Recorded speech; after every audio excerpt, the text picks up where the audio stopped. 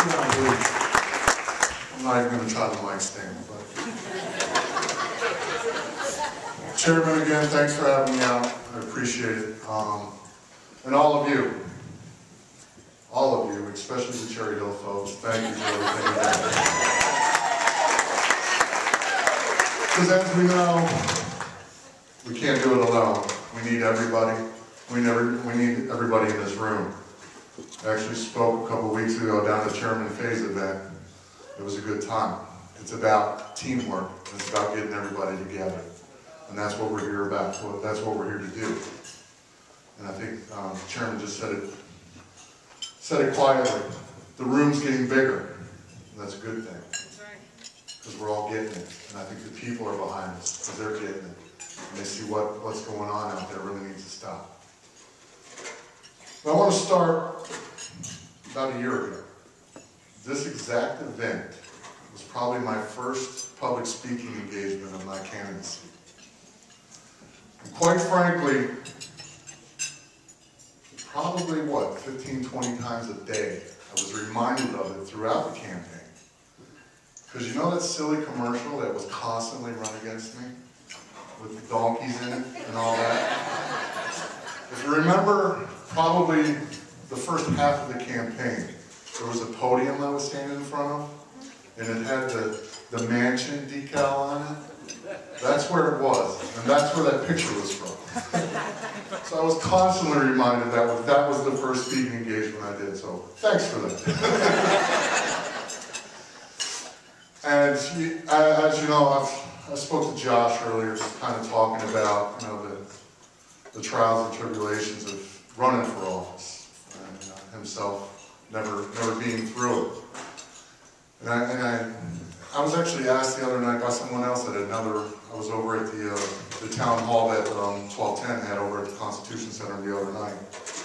And another gentleman asked me the same thing. And I said, it's all about the grassroots. It's about making the connection with the people. And that is what it's done a lot for me throughout my life. Whether it's the charity work, or trying to further myself off of the football field. Those same things I did of making those personal connections really carried over into the political arena. Because I think that's really what put me over the top. And quite frankly, that made that road here very, very long. Because it is a lot of hours. It's a lot of shaking hands. It's a lot of these dinners. It's a lot of dinners that aren't quite this nice. It's a lot of stuff like that, and it's a lot of time away from your family. But it ultimately boils down to sacrifice and what you're willing to do to try to make change. And it really doesn't matter what part of your life it is. The more you're going to get out of it, the more you're going to have to sacrifice to get there. And when you really boil that down to every aspect of life, there's a lot of truth to that. But looking forward from where we're at, just got off the floor of the House about 4:40 Saturday morning, believe it or not, after probably getting 12 hours of sleep last week. We're going to have a long road ahead of us trying to turn this country around. I was actually up at the governor's address today. I said, walking off the floor, I goes, if you took his whole speech and changed the word billion to trillion, he could have did the same thing on the floor of the House. We have the same problems here in this country that we have here in the state of New Jersey. It's just at a bigger level. A lot more zeros behind it. And I think people are starting to wake up, like I said a minute ago, and really figure out what's going on. We know it's not going to be easy, but we know one thing. We don't have a revenue problem. We have a spending problem. And I think every Republican in this room realizes that. There's a lot of hard decisions out there that we're going to have to make. And you know what those hard decisions are going to require is a word I just used. Is sacrifice. It's not going to be easy. There's going to be a lot of people that are uncomfortable with it. There's going to be a lot of people in my position that are uncomfortable with it. But it is those relationships you have to fall back on. That ability to communicate with people and go out and tell you,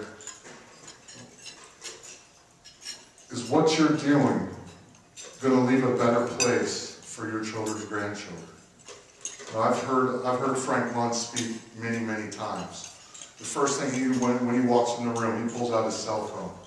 He goes, you know what I sacrificed for? He goes, these kids right here in my cell phone. He goes, to leave a better place for them, like my father and my grandfather did. And that's ultimately what it boils down to. When people want to argue with you and say, well, I want mine. Well, what about your kids? What are you leaving them? We're leaving them, we know we have a mess on our hands. We all know that. But who's going to be the one that takes that sacrifice to put their foot down and change the direction of what's going on? Nobody really wants to talk about it, but it's going to have to happen. Because you can see the unrest happening around the world and how uncomfortable everybody is right now. But we have the ability in this room, through a lot of sacrifice, through a lot of tough decisions, but also that sacrifice is shared through everybody. And when you share in that sacrifice, you share in that sweat, you share in that blood, that brings you together. That makes you stronger. And with that strength, I've played team sports my whole life. We all have our own issues, but when we lean on each other, we're that much better. And we're going to climb to the top. We're going to turn this around. We know it's not going to be easy, but we will get there eventually.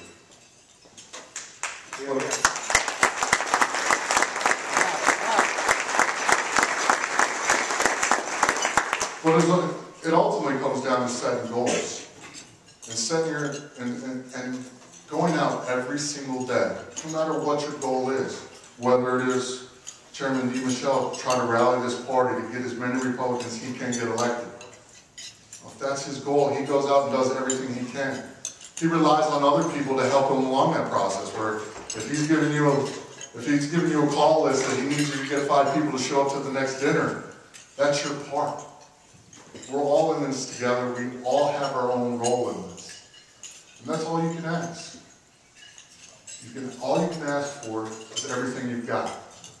And I told all of you throughout the whole campaign, I'll give you everything I got, and quite frankly, everything I have is more than most people can give. Because my definition of tired and other people's definition of tired are in 2 totally different books.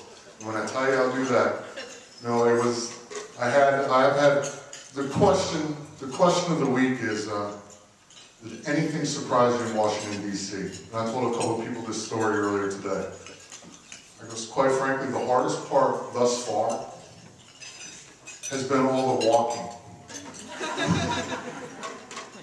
It is a challenge to go out there and learn and absorb all this information. But when you're walking 4 or 5 miles a day in dress shoes, which quite frankly I've spent my whole life in sneakers, and I weigh 300 pounds also, which doesn't help the fact. And you're walking on concrete marble. I spent the last 3 days, Wednesday, Thursday, Friday, every chance in the evening I got in my office with my leg up on the desk with a bag of ice on my knee. As we all know, the knee injury ended my football career, and it flared right up on me. So that has been my biggest challenge, and really dealing with that, because I believe one night it actually kept me up, and dealing with that type of thing. But it's all that resolve and your willingness to push through that pain, push through these hard times. It's not going to be easy, but I've had many, many people in my life tell me, if it's easy, it's not worth having. You have to fight for it, you have to want it, you have to dedicate yourself to go out and get it.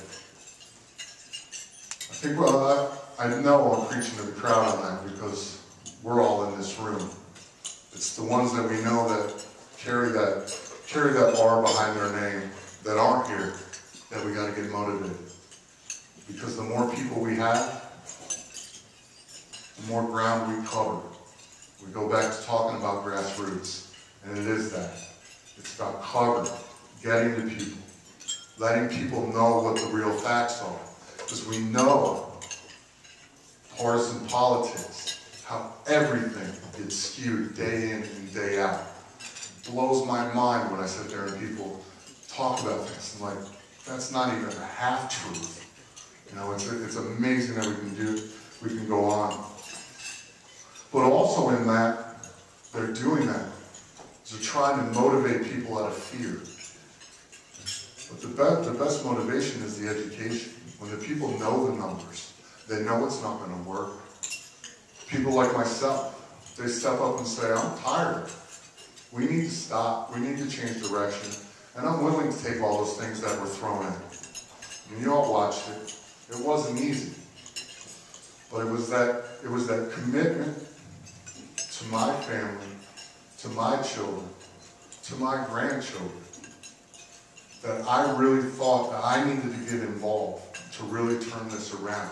Because the opportunities that were given to me to, quite frankly, live the American dream, I truly believe were being taken away. And I think we see that happening every day.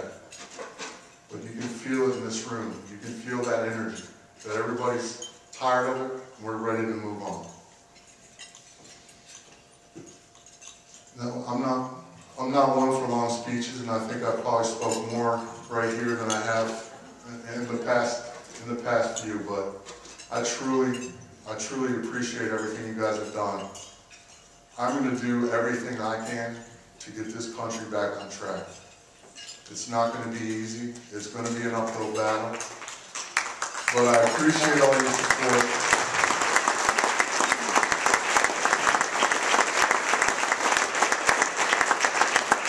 And believe me when I tell you this, my door is open. I'm there to communicate, to talk, to listen.